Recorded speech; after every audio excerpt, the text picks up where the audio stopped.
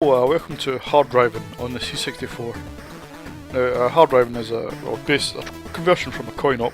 The coin-op boasted to be the most realistic driving simulation available at the time, and well, I don't know about that, but it did come with a reasonable fast 3D graphics environment, and had a steering wheel and gear stick and a clutch and things like that. So it did try and offer a realistic driving experience.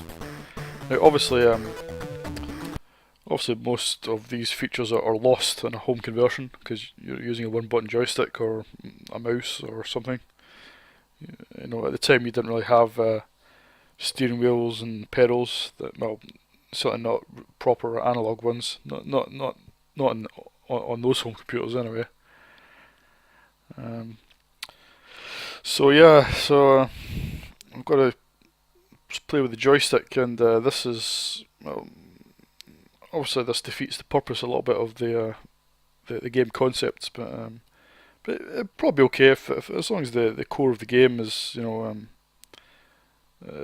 is fairly well done. I think the game could have got away with losing the steering wheel and the pedals. And if you put it on the Amiga, it's okay. You use the mouse, but it's fast enough to represent some sort of sensation of speed. But let's look at the 64 version. Okay, let's start on a stunt track. Let's get going. Now you can see the graphics are monochromatic, which is not good, but it's not entirely unexpected. Believe it or not, that was a car coming towards us.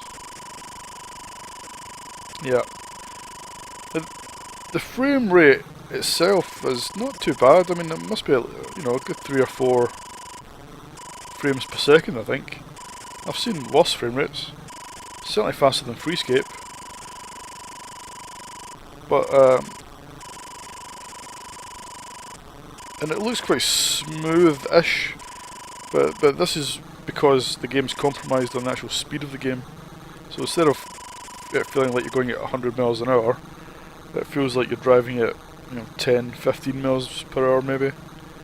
So that doesn't feel like you're going at 140 miles an hour. That's what it claims that I'm doing here. No way. And you can see the draw distance is pretty short. Houses and scenery they just pop out of nowhere. So these are also compromises to keep the frame rate up.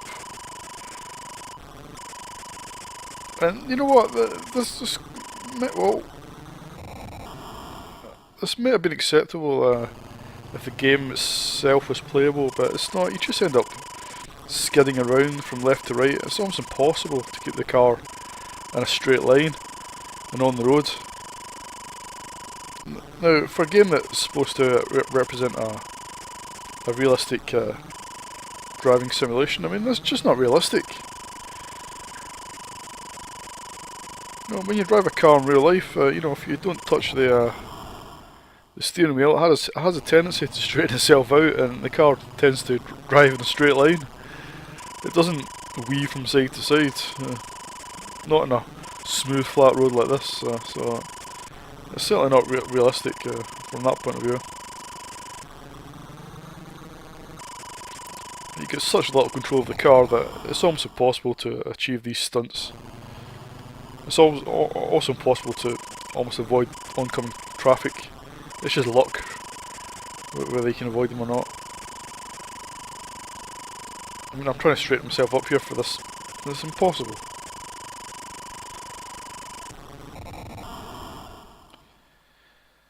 And as for the monochromatic graphics, blue and yellow is one of the worst combinations on the 64. I mean, why didn't they go for just black and light grey?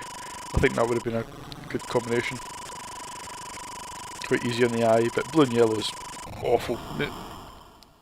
On an emulator it's awful, but on a real 64 it's just horrendous.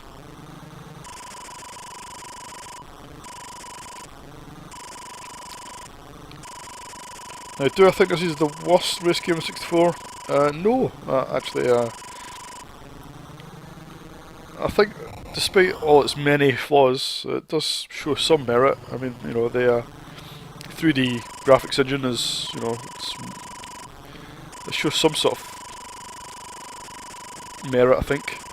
When you compare it to games like Cisco Heat, Crazy Cars, you know, they're you know, they're not 3D games.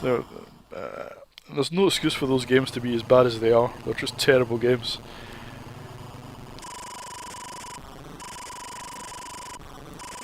So I don't think this is as bad as those games. And on that grounds, I'll award this a